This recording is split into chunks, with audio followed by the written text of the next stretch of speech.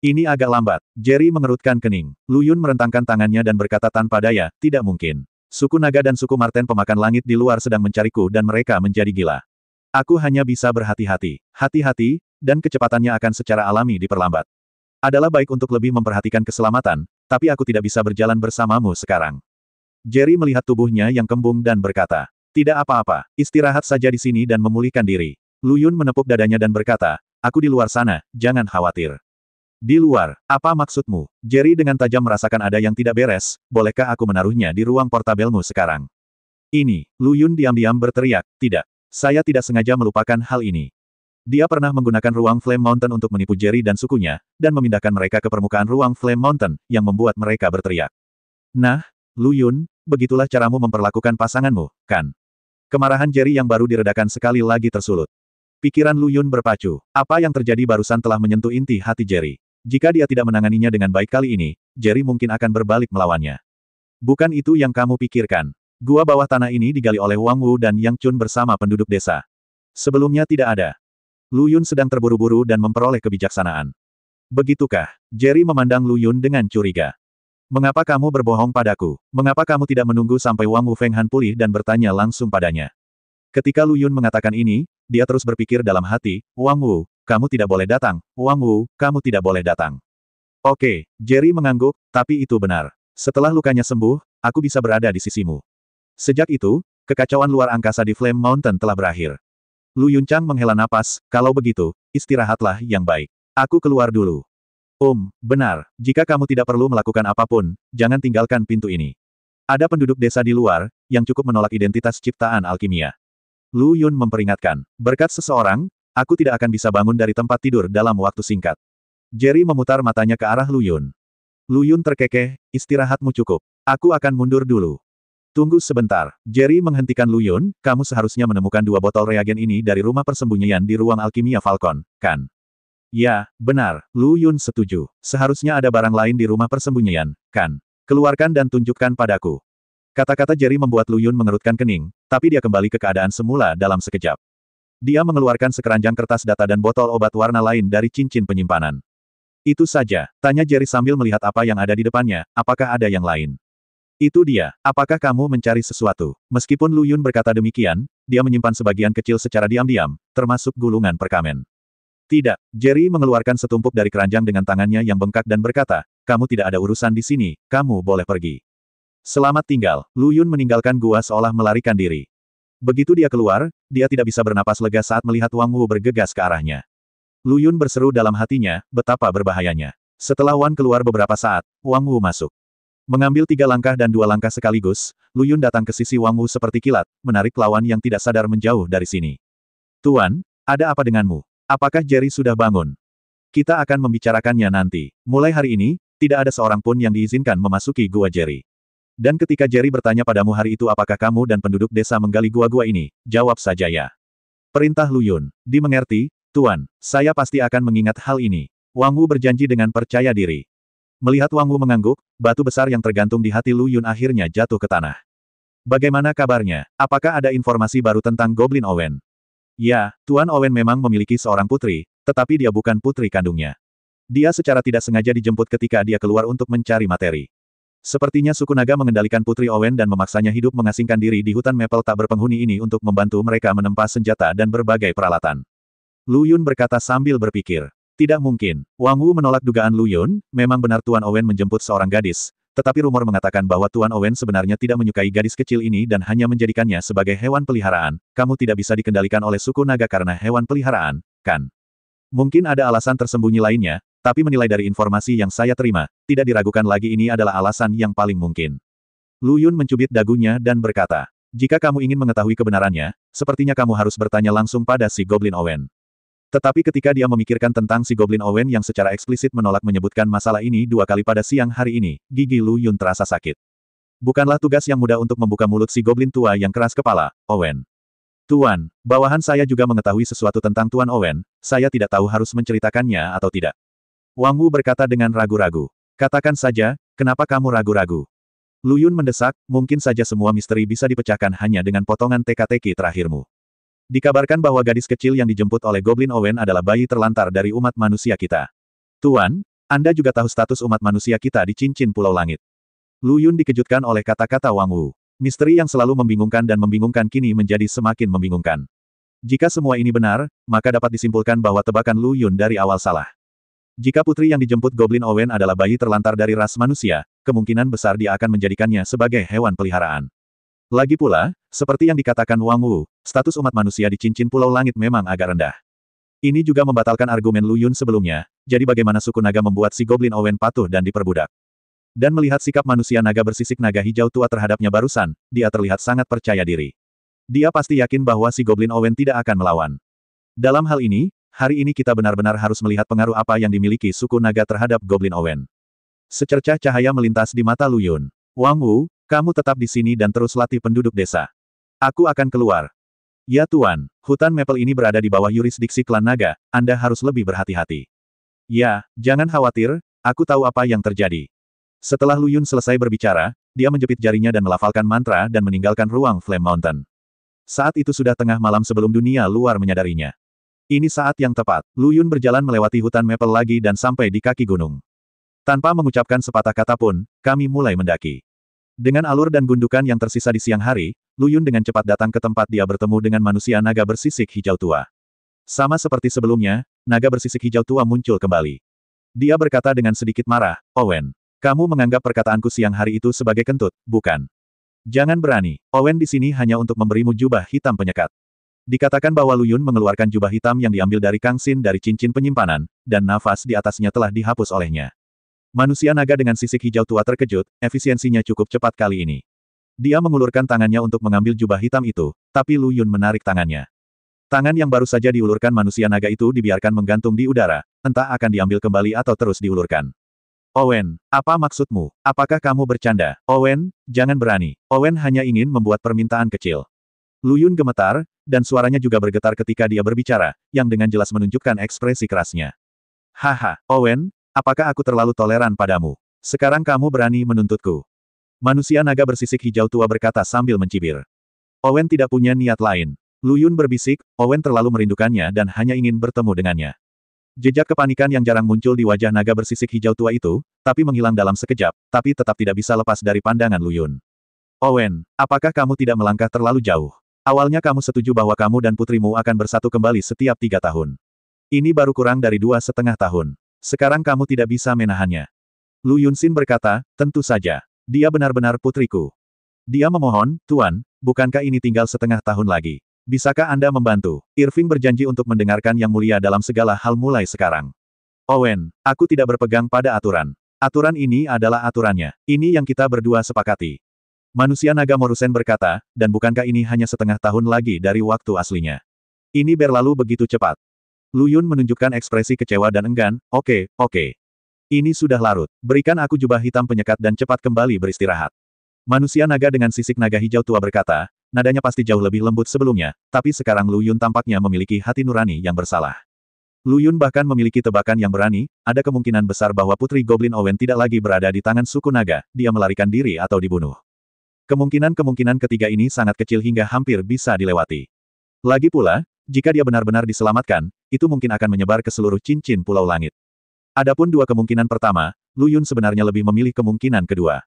Karena tipe pertama belum lagi gadis kecil yang tidak memiliki kekuatan untuk mengikat ayam. Sekalipun dia kuat dan kuat, tidak ada jaminan dia bisa kabur dari wilayah suku naga. Lu Yun dengan enggan menyerahkan jubah hitam penyekat itu kepada manusia naga bersisik naga hijau tua. Setelah mengambil jubah hitam, manusia naga itu ingin pergi, tetapi sosoknya setengah kabur dan mengeras kembali. Owen, sebenarnya, bukan tidak mungkin ayah dan anakmu bisa bersatu kembali secepatnya. Tapi kamu harus membantuku melakukan sesuatu. Lu Yun tercengang pada awalnya. Mungkinkah semua tebakannya sebelumnya salah? Owen, apakah kamu mendengarkanku? Melihat keterlambatan Lu Yun dalam merespons, manusia naga itu mengerutkan kening. Owen mendengarkan, tuanku. Tanya saja. Lu Yun kembali sadar, matanya berbinar-binar, seolah dunianya menjadi lebih cerah saat ini. Manusia naga itu mengangguk puas saat melihat ini, tapi tidak memberikan instruksi yang jelas kepada Lu Yun tentang apa yang harus dilakukan. Kamu kembali dulu. Aku pribadi akan datang untuk memberitahumu dalam 2 hari. Tidak, Pak. Besok datanglah besok, dan masih banyak lagi hari esok. Jika saya hidup menunggu hari esok, semuanya akan sia-sia. Jika manusia naga tidak memberitahu alasan mengapa dia keluar hari ini, mustahil bagi Lu Yun untuk melepaskannya. Tapi manusia naga itu tidak menerima ini sama sekali, dari mana datangnya semua omong kosong ini. Tunggu saja jika aku memintamu. Jika kamu melanjutkan, kamu bahkan tidak akan memiliki kesempatan ini. Setelah mengatakan itu, dia menghilang, tidak memberi Lu Yun kesempatan untuk berbicara sama sekali, meninggalkannya sendirian di tengah angin yang berantakan di lereng gunung. Aku memiliki temperamen yang buruk. Aku akan bertarung denganmu hari ini. Alih-alih kembali dengan cara yang sama, Lu Yun terus mendaki menuju puncak gunung. Setelah mendaki 100 atau 10 meter, manusia naga dengan sisik hijau tua muncul kembali. Dia berkata dengan sedih, Owen, apa yang kamu lakukan? Protes diam-diam. Owen tidak berani. Owen tidak punya niat lain. Owen hanya ingin tahu apa yang orang dewasa ingin Owen lakukan, itu saja. Lu Yun menemukan dua tonjolan di bebatuan, berdiri, dan berkata. Bukankah aku baru saja menjelaskannya dengan sangat jelas? Aku secara pribadi akan datang ke rumahmu dalam 2 hari untuk memberitahumu apa yang ingin kamu lakukan. Mengapa kamu begitu keras kepala? Manusia naga itu hampir tidak bisa berkata-kata. Percakapan dengan Lu Yun memberinya perasaan deja vu. Keduanya sepertinya tidak berada pada dimensi yang sama. Tapi Lu Yun, sebaliknya, tampak tenang, seolah-olah dia tidak mendengar kata-kata manusia naga itu, dan berkata pada dirinya sendiri, Tuan. Jika itu membuat peralatan dan senjata, Owen dapat memulainya ketika dia kembali. Ada tidak perlu menunggu 2 hari. Ya Tuhan, beritahu Owen jenis senjata apa yang kamu inginkan dan atribut apa yang dimilikinya. Manusia naga itu mengertakkan giginya. Jika dia tidak mengkhawatirkan identitas Owen sebagai pemurni senjata tingkat dewa, dia akan mengalahkan goblin pendek dan jelek itu dengan keras. Owen, kesabaranku sudah habis olehmu. Jika kamu tidak menghilang dari pandanganku, aku pasti akan membuatmu berjalan kesakitan. Suara manusia naga itu sedikit suram, meskipun aku tidak berani membunuhmu, aku masih berhak membiarkanmu berbaring di tempat tidur dengan pantat terangkat selama setengah bulan. Lu Yun berhenti menunjukkan giginya, tapi dia tidak mengontrol timbangan dengan baik dan bertindak terlalu jauh. Tuan, harap tenang. Owen, pergi sekarang, pergi sekarang. Dia berkata dan berlari menuruni gunung tanpa menoleh ke belakang. Apalagi tujuan perjalanan ini sudah tercapai, dan tidak perlu mengambil resiko lagi. Hal ini benar-benar membuat marah pihak lain, dan Lu Yun akan menerima pukulan yang sia-sia. Lagi pula, begitu dia mengambil tindakan, penyamarannya akan hancur. Lebih baik cepat sekarang. Melihat Lu Yun yang telah menghilang, manusia naga dengan sisik hijau tua mendengus dingin, kamu goblin yang rendah hati, kamu berani tawar-menawar denganku. Aku akan memeras sisa penggunaan terakhir darimu ketika ruang alkimia selesai, sepadan, aku akan mengirimmu ayah dan anak perempuan untuk bersatu kembali di sana. Lu Yun sedang berjalan kembali dengan sembarangan di hutan maple ketika dia tiba-tiba merasakan bumi sedikit bergetar. Kemudian gelombang ombak terpancar dari depan. Lu Yun menatap pemandangan awan gelap yang bergelombang di langit dengan mata terbelalak, dan diam-diam berteriak, tidak bagus. Ada angin di bawah kakiku, dan aku segera bergerak maju. Sesaat kemudian, dia sudah kembali ke depan lubang pohon. Seperti yang dia duga sebelumnya, fluktuasi ini datang dari permukaan lubang pohon. Tampaknya pembangunan kembali pedang Taya berada pada saat-saat terakhirnya. Lu Yun mengangkat kepalanya lagi dan melihat ke atas matanya. Awan gelap seperti pasukan tentara yang menekan perbatasan. Jika dibiarkan berkembang pasti akan menimbulkan fenomena aneh di dunia. Sulit untuk tidak menarik perhatian manusia naga di gunung. Lu Yun mengerutkan kening dan bergumam. Dan gelombang fluktuasi energi ini sebenarnya memiliki kecenderungan meningkat. Abaikan ini untuk saat ini, mari kita hentikan fenomena aneh di langit malam. Saat Lu Yun berbicara, dia menendang tanah dengan kedua kakinya, dan tanah itu langsung pecah menjadi bentuk jaring laba-laba. Di sisi lain, dia melesat ke langit seperti roket. Seolah dia merasakan niat buruk Lu Yun, ada kilat dan guntur di awan gelap. Tapi sebelum guntur turun, Lu Yun menembus langit dan terjun ke awan gelap. Lautan guntur yang bergulung bercampur dengan bubur guntur langsung menyelimuti Lu Yun. Lu Yun tidak takut sama sekali, dan dia tidak berniat melarikan diri darinya. Dia menyilangkan kaki dan duduk langsung di lautan guntur. Seperti tabung konduktif, ia mulai menyerap bubur guntur di laut guntur dengan gila-gilaan. Pada saat ini, manusia naga bersisik hijau tua, yang sedang beristirahat dengan mata tertutup di puncak gunung, perlahan membuka matanya dan memandangi awan gelap yang sejajar dengan matanya di kejauhan. Dengan ekspresi curiga di wajahnya, awan gelap ini memberinya perasaan yang agak berbeda, seolah-olah awan itu tidak terbentuk secara alami, tetapi tertarik oleh suatu jenis energi. Tepat ketika dia hendak menyelidikinya, sambaran petir merobek lubang putih di langit seperti pedang raksasa. Wow, hujan turun dengan deras. Tapi setelah kilat, manusia naga bersisik hijau tua itu duduk kembali. Ternyata hujan deras. Sejak Eye of the Storm mengalami kekacauan, cuaca menjadi semakin tidak terduga. Ini bukan kesalahan penilaian naga bersisik hijau tua, tapi Lu Yun, yang berada di awan gelap, menyerap semua bubur guntur yang perlahan membentuk lautan guntur, tanpa setetes pun tersisa telah membuat penilaian yang salah. Lu Yun, yang telah menyerap seluruh lautan guntur, merasa perutnya sangat kembung hingga hampir pecah.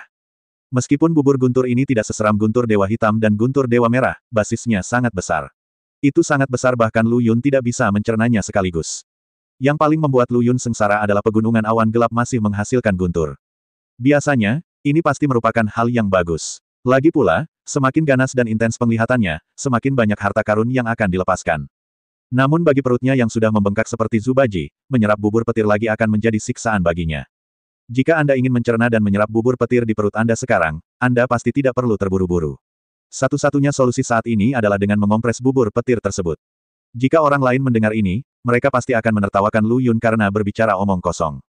Bubur petir itu sendiri merupakan konsentrasi guntur dan kilat, dan kepadatannya puluhan kali lipat dari guntur dan kilat. Jika Anda ingin mengompres bubur guntur lagi, apalagi Lu Yun, bahkan surga pun mungkin tidak dapat melakukannya, jika tidak, tidak akan ada bubur guntur saja. Namun Lu Yun tidak pernah menjadi seorang kultivator abadi yang percaya pada kemauan subjektif. Jika orang lain mengatakan tidak, itu masalah lain. Tidak masalah bagiku, Lu Yun. Sedikit perasaan yang tersisa di matanya digantikan oleh kegilaan total saat mata jernih itu muncul. Suara berderak datang dari perut Lu Yun, seolah-olah bintang itu sedang mengadakan konser di Lu Yun, dan dia mencapai 7 nada tinggi berturut-turut, menyebabkan seluruh penonton bersorak. Tubuh fisik Lu Yun sama kuatnya dengan Lu Yun yang dapat menahan guntur Dewa 7 Warna. Di bawah plasma guntur yang begitu padat, tubuhnya tidak dapat lagi menahannya. Tapi Lu Yun tidak pernah berhenti mengompres bubur guntur sejenak. Berjuang untuk hidupnya, Lu Yun tidak pernah kalah. Pola setan muncul di sudut mata kirinya, dan bagian putih merah matanya ditelan oleh pupil yang membesar. Energi iblis mengamuk di tubuh Lu Yun, menelan busur yang dihasilkan selama kompresi plasma guntur. Tekan aku, Lu Yun mengatupkan giginya, dan seolah dia merasakan sesuatu, semua energi iblis mengalir ke perutnya. Lu Yun segera sadar kembali dan buru-buru menghentikan energi iblis yang mengalir ke perutnya. Sejak zaman kuno, kebaikan dan kejahatan tidak ada sama sekali. Guntur dan iblis Ki seperti musuh hidup dan mati. Kapanpun mereka bertemu, mereka akan bertarung sampai mati dan tidak pernah menyerah terlepas dari kemenangan atau kekalahan. Jika kedua energi ini bertabrakan di perutnya dan perutnya menjadi medan perang, Lu Yun akan menderita. Paling buruk, lubang besar terbuka di perut, dan kedua energi keluar, dan mereka akan ditangkap oleh manusia naga di puncak gunung dalam sekejap. Paling buruk, budidaya Lu Yun akan dihapuskan, dan kemudian langsung berbalik menjadi abu dan menghilang. Tapi saat Lu Yun ingin menghentikannya, semuanya sudah terlambat. Bagi energi iblis, tubuh Lu Yun seperti taman belakang mereka, dan dia sangat akrab dengannya. Penyelesaian, sudut mulut Lu Yun bergerak-gerak, memikirkan nasibnya. Namun apa yang tidak disangka Lu Yun adalah bahwa energi iblis tidak menggigit bersama dengan plasma guntur, tetapi bertindak sebagai agen pelemahan, membantu Lu Yun lebih mengontrol percikan plasma guntur yang liar, sehingga Lu Yun dapat melakukan kompresi dengan lebih baik. Dengan tambahan energi iblis, Lu Yun, dengan bantuan ilahi, berhasil dan mengompres bubur guntur lengket disertai busur listrik menjadi potongan besi bulat kecil berwarna biru kehitaman seukuran koin. Selesai. Aku benar-benar jenius. Tapi dalam 2 detik setelah bahagia, Lu Yun dihidupkan kembali oleh rasa mati rasa di kulit kepalanya. Kolam lumpur guntur lainnya mengembun di sebelahnya, dan sepertinya seukuran sungai kecil. Kita harus mempercepat kemajuannya. Lu Yun bergumam, menyerap sebagian dari bubur guntur yang berkumpul di sungai kecil ke dalam perutnya.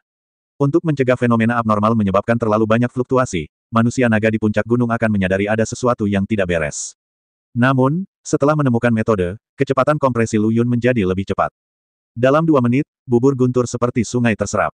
Segalanya tampak berkembang menjadi lebih baik. Namun awan gelap di dekatnya tiba-tiba mengeluarkan suara guntur yang memekakkan telinga, menghancurkan segalanya. Mata manusia naga di puncak gunung tiba-tiba terbuka, tidak. Ini adalah penglihatan, dan ini bukan penglihatan biasa. Apa yang sedang dilakukan Owen itu? Lu Yun, yang paling dekat, hampir tidak terlempar oleh kekuatan yang tiba-tiba itu.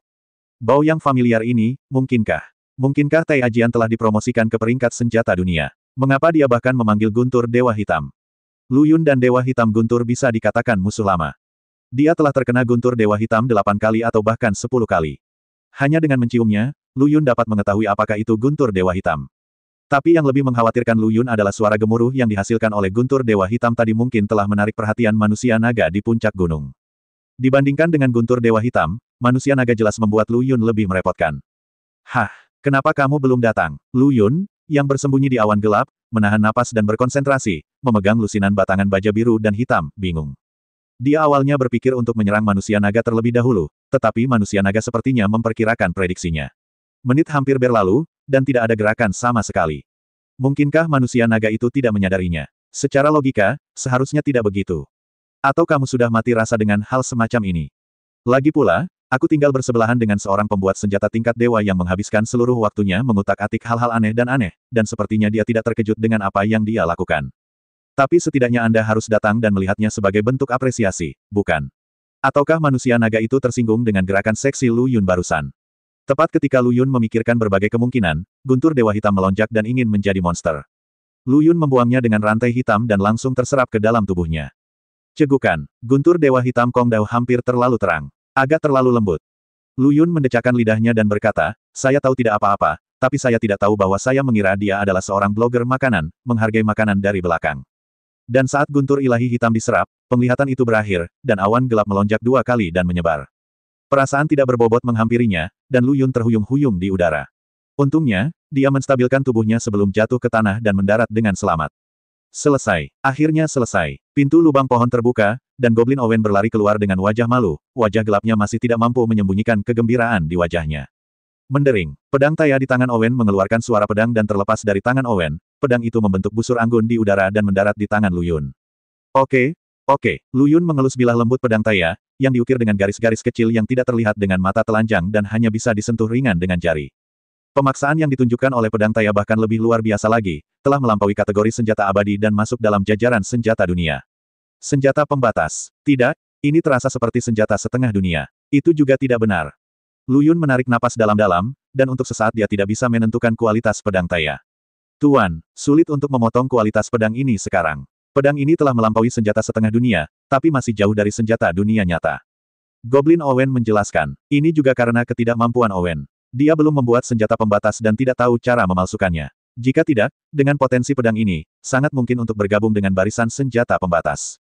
Tidak masalah, sudah cukup bagiku sekarang. Lu Yun dengan santai melambaikan 2 bunga pedang ke udara, yang sangat sempurna. Pasti pedang Taya lebih spiritual dari sebelumnya. Sekarang Lu Yun tidak perlu menyampaikan niat pedang ke dalamnya. Itu hanya membutuhkan pikiran seseorang, dan pedang Taya akan menarik niat pedang dari tubuh Lu Yun.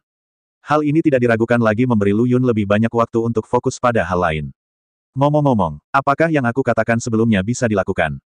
Lu Yun memandang Goblin Owen dengan penuh harap. Menurut akal sehat, mengganti senjata yang sudah terbuat dari plastik adalah hal yang tabu, dan itu akan sangat menurunkan kualitas senjatanya, apalagi pedang yang sudah ada ratusan juta tahun ini, tapi plastisitas pedang ini, melebihi imajinasi Owen.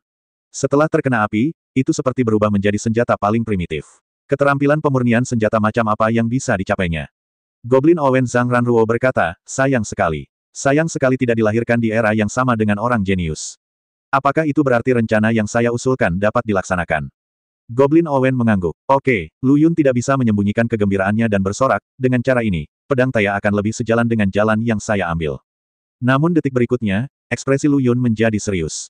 Owen, kembalilah ke rumah pohon dulu, dan jangan keluar tanpa perintahku. Hah, Goblin Owen tidak mengerti apa yang sedang terjadi. Apa yang masih kamu lakukan? Cepat, Lu Yun mendesak. Goblin Owen bergidik dan masuk ke dalam rumah pohon. Di saat yang sama, Lu Yun juga menjelma menjadi Goblin Owen. Kemudian, di tanah 3 meter darinya, bayangan hitam tiba-tiba jatuh dari langit, membuat lubang besar di tanah dan menimbulkan gelombang debu.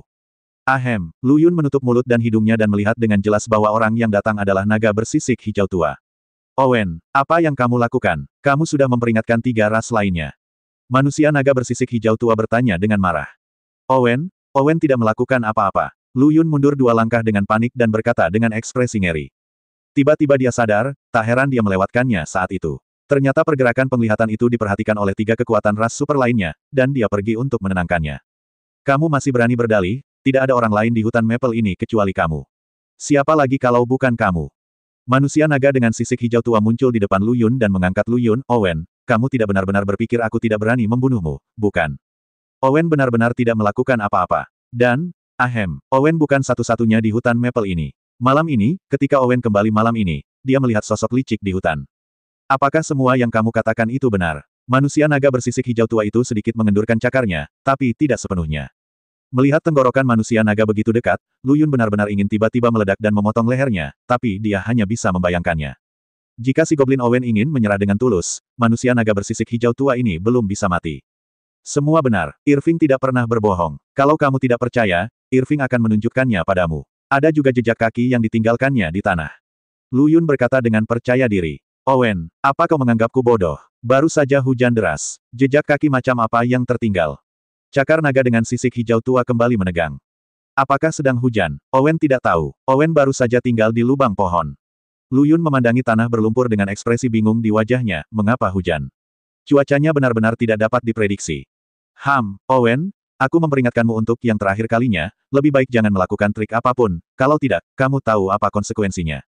Manusia naga bersisik hijau tua membanting Lu Yun ke pohon, menyebabkan seluruh pohon menjerit dan menjerit. Bukan saja kamu tidak bisa menyelamatkan putrimu, kamu juga akan menjadi pendosa abadi seluruh klan Goblin. Saya bisa melupakan masalah ini. Aku akan menjemputmu dalam 2 hari. Selama kamu berperilaku baik, kamu tidak hanya bisa melihat putrimu, tapi kamu juga bisa mendapatkan kembali kebebasan yang kamu impikan. Naga bersisik hijau tua meninggalkan kata-kata ini dan terbang menjauh. Lu Yun menghela nafas lega, menepuk-nepuk lumpur di tubuhnya, dan hendak berganti pakaian ketika si Goblin Owen berjalan keluar dari lubang pohon, wajahnya muram dan menakutkan. Lu Yun, bukankah aku sudah memberitahumu untuk tidak keluar tanpa perintahku? Irving mendengar percakapan kalian, dan melihat semua yang kalian lakukan dengan berpura-pura menjadi Irving. Goblin itu mengepalkan tinjunya, matanya dipenuhi amarah. Irving mencoba yang terbaik untuk membantumu. Mengapa kamu melakukan ini pada Owen? Mengapa? Manusia naga itu belum pergi jauh, ayo masuk dan bicara. Lu Yun memimpin dan berjalan ke dalam lubang pohon. Owen sedikit ragu-ragu dan mengikuti, tetapi ketika dia masuk, dia memutar gelang tembaga di lengannya menjadi lingkaran. Owen, percaya atau tidak, aku di sini untuk membantumu.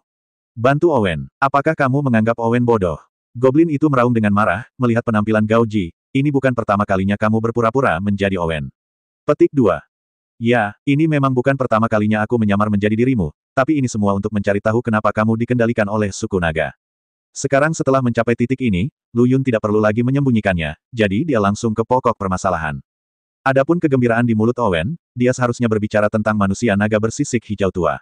Saat ini dan di sini, Irving memberitahumu dengan jelas bahwa kamu tidak perlu ikut campur dalam urusan Irving sendiri. Irving akan menanganinya sendiri. Owen berkata dengan sangat tegas. Sudah terlambat. Menurut informasi yang kuketahui sekarang, suku naga sudah bersiap untuk membunuh keledai itu. 2 hari kemudian, mereka akan datang menjemputmu. Benar saja, mereka akan mengirimmu dalam perjalanan, dan... Sumiguchi, Lu Yun disela oleh si Goblin Owen di tengah kata-katanya, kamu kentut. Bagaimana suku naga bisa membunuh Owen, seorang pemurni senjata tingkat dewa? Owen memiliki nilai yang tak ada habisnya. Mendengus. Lu Yun mendengus dingin, jangan terlalu bersemangat. Yang terbaik adalah tenang, karena mentalitas rapuhmu mungkin tidak tahan dengan apa yang aku katakan selanjutnya.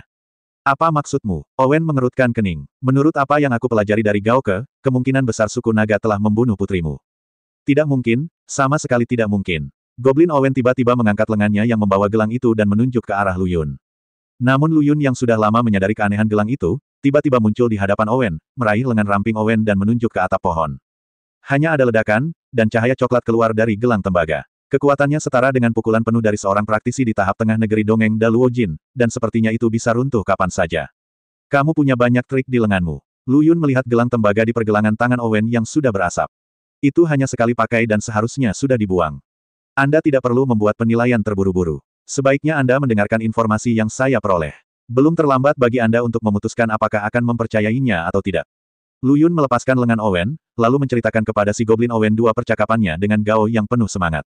Kamu orang yang pintar. Aku tahu ada yang salah dengan kata-kata ini. Kamu seharusnya tidak bisa mengatakannya, kan? Lu Yun memandangi si Goblin Owen yang tidak bergerak di tempat seperti manusia kayu. Sialan, kenapa bajingan tak tahu malu ini melakukan ini? Owen sudah diusir seperti anjing pesek. Kenapa? Tuhan tidak adil. Goblin Owen meraung putus asa, amarahnya yang hebat hampir meledak. Tenang, kemarahan hanya akan menimbulkan dorongan hati. Lu Yun melihat penampilan gila Goblin Owen, dan merasa sedikit penasaran dengan putri manusianya. Gadis seperti apa yang bisa membuat Goblin terkenal kejam itu menghargainya sebagai miliknya? Bagaimana kamu ingin Owen tenang? Tidak cukup bagi para bajingan dari suku naga ini untuk menginjak-injak martabat Owen. Sekarang mereka bahkan membunuh satu-satunya kerabat Owen di dunia. Goblin Owen berkata dengan gigi terkatup, dan setiap kata sepertinya keluar dari sela-sela giginya. Owen akan melawan binatang buas ini. Tunggu saja, putriku. Ayah akan segera bersamamu. Mata si Goblin membelalak, dia secara acak mengambil 2 genggam benda tak dikenal dari tumpukan puing di sampingnya, dan berjalan keluar dari lubang pohon. Lu Yun segera menghentikannya, apa yang kamu lakukan tidak ada bedanya dengan mengirim dirimu sendiri ke kematian. Terus kenapa? Satu-satunya kekhawatiran Owen di dunia ini adalah mati. Owen tidak perlu hidup lagi. Mati, kenapa takut? Goblin Owen kini bertekad mati. Tidak ada gunanya kematianmu seperti ini, dan itu juga terjadi untuk membantu manusia naga. Menurut rencana awal mereka, jika kamu menyingkirkanmu, kamu akan dituduh membunuh pembuat senjata tingkat dewa.